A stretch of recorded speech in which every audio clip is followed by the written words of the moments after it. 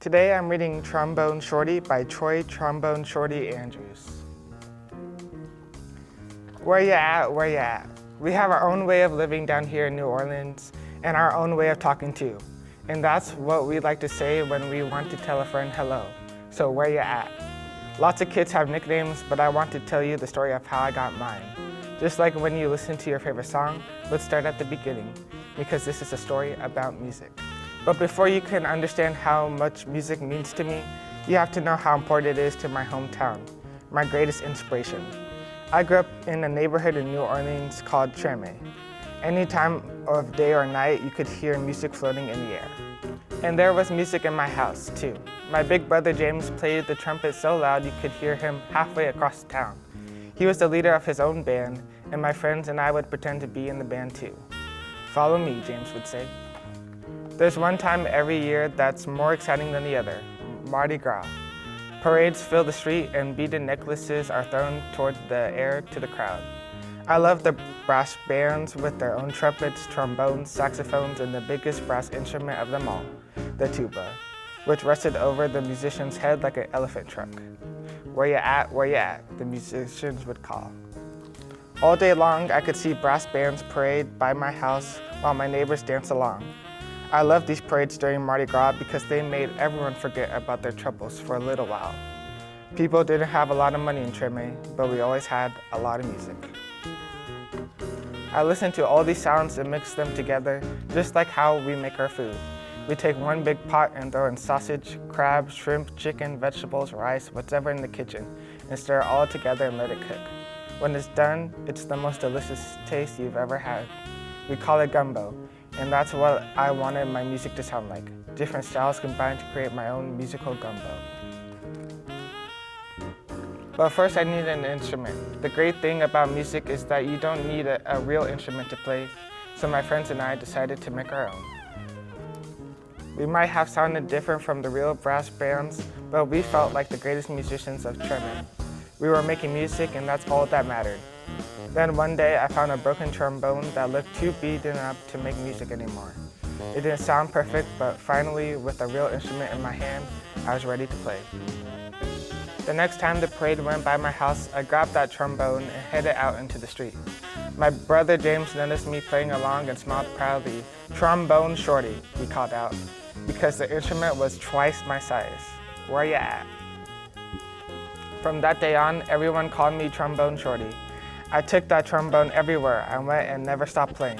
I was so small that sometimes I fell right over to the ground because it was so heavy. But I always got back up, and I learned to hold it up high. I listened to my brother play songs over and over, and I taught myself those songs too. I practiced day and night, and sometimes I fell asleep with my trombone in my hands. One day, my mom surprised me with tickets to New Orleans Jazz and Heritage Festival, the best and biggest musical festival in town. We went to see Bo Diddley, who my mom said was one of the most important musicians of all time. As I watched him on stage, I raised my trombone to my lips and started to play along. He stopped his band in the middle of the song and asked the crowd, "Who's that playing out there?" Everyone started pointing, but Bo Diddley couldn't see me because I was the smallest one in the place. So my mom held me up in the air and said, "That's my son, Trombone Shorty." "Well, Trombone Shorty, come up here," Bo Diddley said. The crowd passed me overhead until I was standing on the stage next to Bo Diddley himself. I walked right up to the microphone and held my trombone high up in the air, ready to blow. "What do you want me to play?" Bo Diddley asked. "Follow me," I said.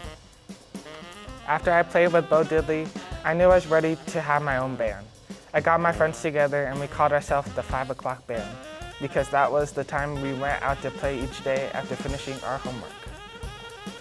We played all around New Orleans, and I had practiced and practiced, and soon my brother James asked me to join his band. When people wondered who the kid in his band was, he proudly said, "That's my little brother, Trombone Shorty. Where ya at?" And now I have my own band called Trombone Shorty in Orleans Avenue, named after a street in Trombone. I've played all around the world, but I always come back to New Orleans, and when I'm home, I make sure to keep my eyes on the younger musicians in town and help them out, just like my brother did for me. Today I play at the same New Orleans Jazz Festival where I once played with Bo Diddley. And when the performance ends, I lead a parade of musicians around just like I used to do in the streets of Trombone with my friends. Where you at, where you at? I still keep my trombone in my hands and I will never let it go. I like to say that the city of New Orleans raised me and trombone music was everywhere, from church to the street to my very own house. My grandfather, Jesse Hill, was a musician and my brother, James, was a musician, and I wanted to be just like them.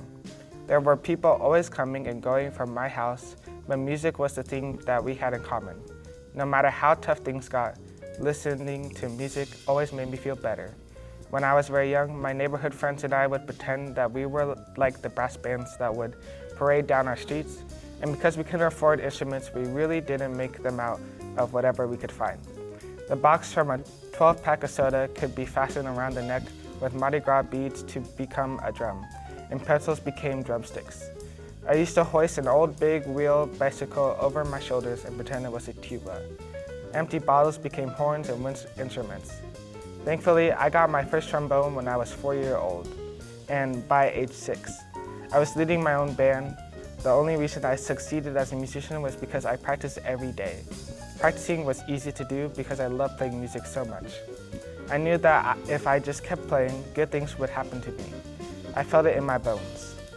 I played around town with my friends for many years, and together we tried to soak everything we could about the incredible musical traditions of New Orleans.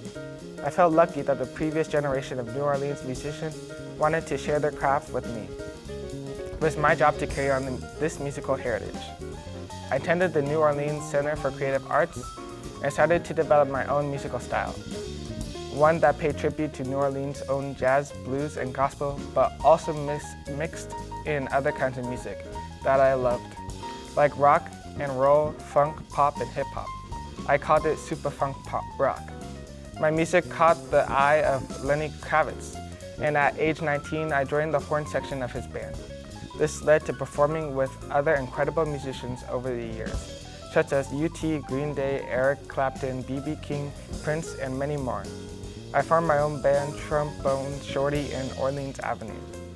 And together we've released 3 studio albums and even played at the Grammy Awards in 2012.